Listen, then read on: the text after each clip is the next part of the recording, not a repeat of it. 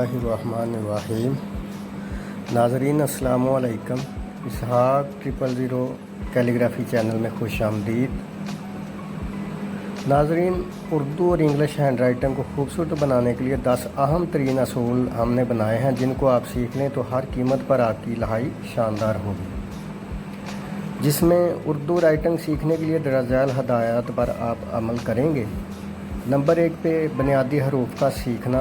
उर्दू हरूफ तहजी के तमाम हरूफ की दुरुस्त शक्ल और तरतीब को समझें।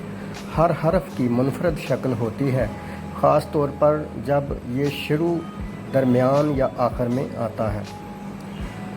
नंबर 2 पे कलम की गिरफ्त और ज़ाविया। कलम को सही तरीके से पकड़ना। लिखते वक्त इसका ज़ाविया बरकरार रखना बहुत ज़रूरी होता है। कलम को हल्के दबाव के साथ पकड़ें ताकि लिखाई साफ़ और खुशखत हो।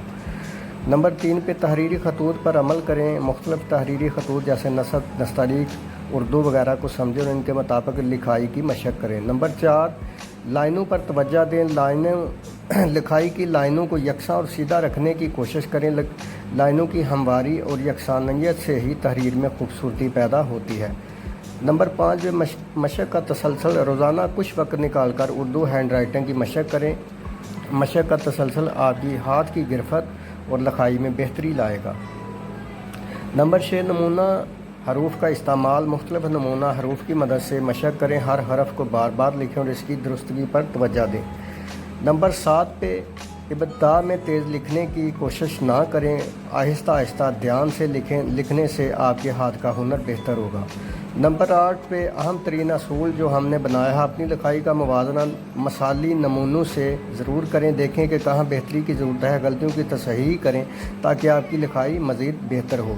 नंबर 9 पे खुद को टाइम दें। हैंड राइटिंग में महारत हासिल करने में वक्त लगता है। सब्र रखें और अपनी तरक्की का जायज़ा लेते रहें।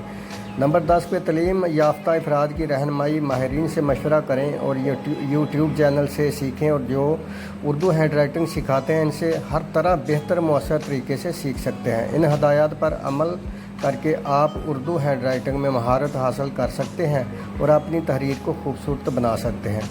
बराए मेहरबानी मज़ीद इस तरह की वीडियो और इस तरह की हैंड राइटिंग वीडियो के लिए हमारे चैनल को सब्सक्राइब, लाइक और शेयर लाजमी करें। शुक्रिया।